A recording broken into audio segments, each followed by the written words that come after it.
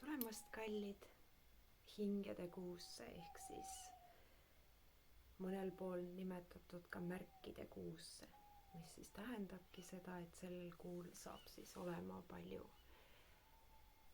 erinevaid sõnumeid, märke ja paljud neist siis öeldakse tulevat teiselt poolt loori ehk siis teiselt poolt maailmadest, mis nüüd siis novembrikuu toob igale tähtkujule, saate vaadata nagu ikka siinsamas video all kirjelduskastis linkide kaudu teid huvitava tähtkuju juurde. Soovin teile vägevaid ja ilusaid sõnumeid sel kuul. Märgake märke ja olge hoitud.